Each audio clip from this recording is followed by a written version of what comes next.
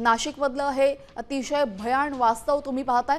कारागृह अधिकारीच आरोपी सोबत दारू पार्टी करत असल्याचं हे दृश्य बघायला मिळत आहे।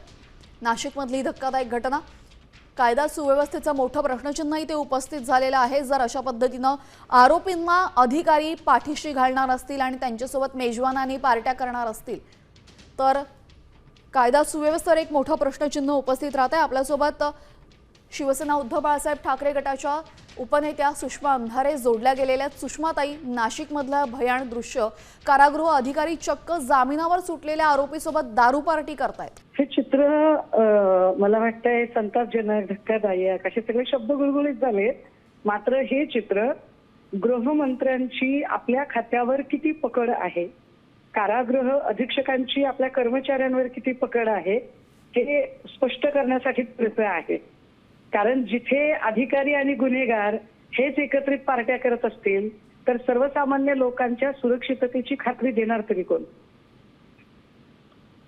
जी, मात्र अशा अधिकाऱ्यांवर नेमकी काय कारवाई व्हायला पाहिजे, काय कठोर पावलं उचलली पाहिजे, आपल्याला काय वाटतं? अशा अधिकाऱ्यांचं निलंबन तातडीनं होणं गरजेचं आहे।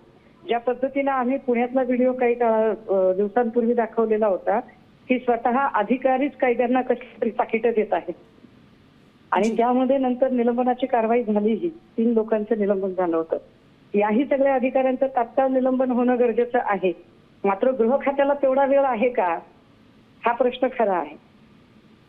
नक्कीच, मात्र या अधिकाऱ्यांचं आणि या आरोपींचं सुद्धा धाडस इतकं कशामुळे वाढतंय? एक्झॅक्टली, आरोपींचं आणि गुन्हेगारांचं धाडस वाढण्याचं कारण की सत्ता आमची आहे तर आम्ही काहीही करू शकतो।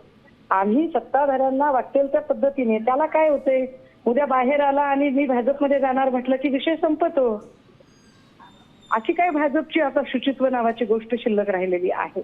त्यामुळे भाजपने कुठलीही नीती, अनीती, शुचित्व याचे सगळेच नियम धाब्यावर बसवलेले आहेत।